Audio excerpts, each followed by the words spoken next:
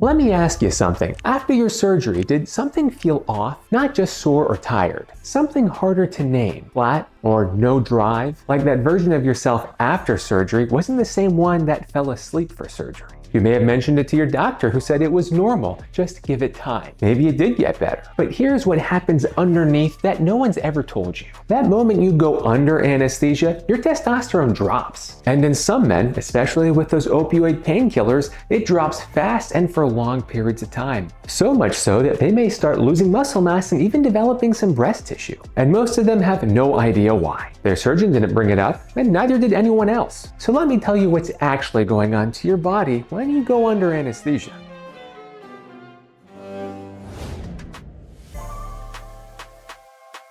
Here's the mechanism, and once you understand it, everything else will make sense. Surgery is trauma. Your body doesn't know the difference between a controlled incision and an attack. Trauma is trauma to your body, and trauma time is not baby making time. So one of the first things your body does is deprioritize reproduction and sex hormone production, because those aren't survival priorities right now. So testosterone drops, which is needed to make sperm. And that drop can be sharp, happening during the procedure itself. And then it stays low. Research shows it can remain depressed all the way until day 16 after surgery. When cortisol rises in trauma, that's one of your stress hormones, it also shuts down sperm production because survival mode takes priority over everything else. But that also causes serious collateral damage because testosterone does way more than just stimulate sperm production. It's vital for well-being and strength in both women and men. And that testosterone drop can sabotage your whole body. So 2.5 weeks later, you're still struggling through recovery, trying to feel like yourself again. And your testosterone isn't there to help you. But most doctors think this just affects men, even though women need plenty of testosterone too. And this misconception hurts so many of my patients. Here's why. Every molecule of estrogen in your body started off as a molecule of testosterone. Your body converted that testosterone molecule into an estrogen molecule.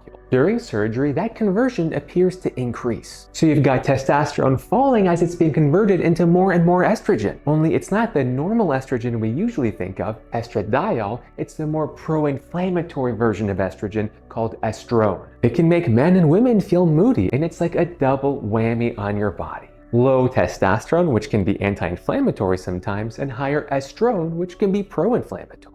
And your brain notices something is wrong. It tries to compensate. Your brain sends signals to produce more and more testosterone, but it can't quite get there. That gap between what your body needs and what your brain can produce causes those feelings. The flatness, the fog, the sense that something is off but you can't put your finger on it. Testosterone plays crucial roles in wellness, muscle and bone strength, and even mental health. And when it's imbalanced, women and men can feel off, and the body can only compensate for a short period of time. So when that imbalance runs long enough with low testosterone and high estrogen, the body can start to develop breast tissue. That's the body changing energy storage from lean body mass, like muscle, into fatty breast tissue. In survival mode, the body tries to store energy for the upcoming famine. And for you women, testosterone matters for your muscle strength, libido, and mental clarity as well. The crash hits you differently, but it still hits.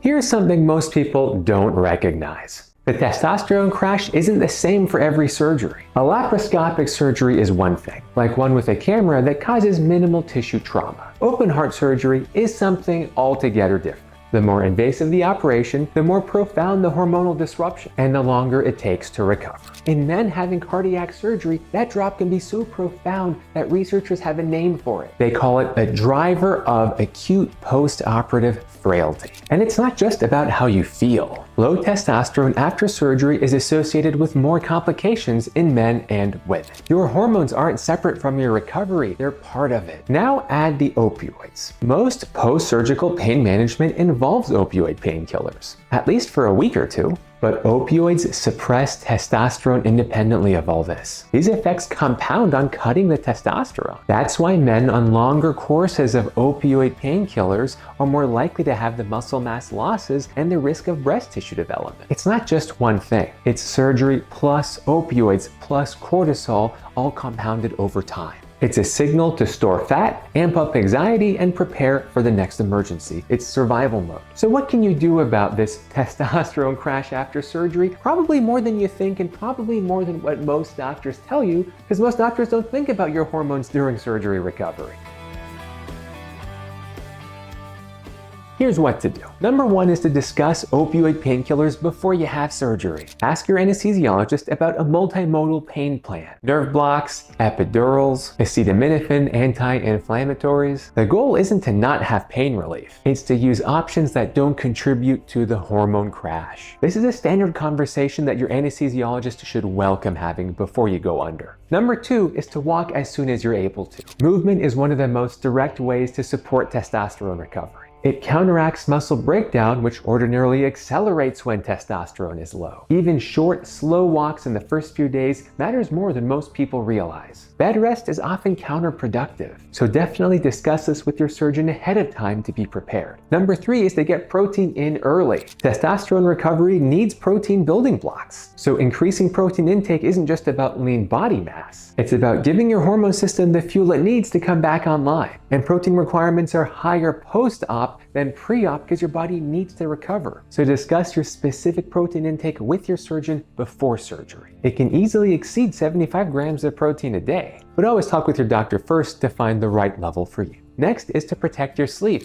because most of your testosterone is produced in your sleep. Anesthesia disrupts your circadian rhythm and melatonin production, unfortunately, and that can slow your hormone recovery. So ask your doctor about melatonin supplementation post-operatively. It's usually safe and can help you recover faster. And lastly, if you're still not yourself 4 to 6 weeks after surgery, ask your doctor for lab testing. Most of this does normalize on its own, but it can easily take over a month. And just give it more time isn't a useful answer if you're 2 months out and still struggling. Just look at this paper showing DHEAS still depressed 1 month post-op. Prolactin can stay elevated for 2 months post-op. So ask your doctor for a comprehensive hormone panel, not just thyroid. You're probably not imagining what's going on to your body. You just need someone to take a look, and preferably someone who knows what to look for. The biggest thing that gets me about all this is just how predictable it is. The crash happens. The timeline is well documented. The factors that make it worse are known, and almost none of it is discussed before you go under. Not because anyone is hiding it, but because the surgery team is usually focusing on the surgery. But unfortunately, hormones aren't the department for most doctors in the United States, let alone the rest of the world. So to the women who come out feeling flat and unmotivated after surgery, no more gaslighting.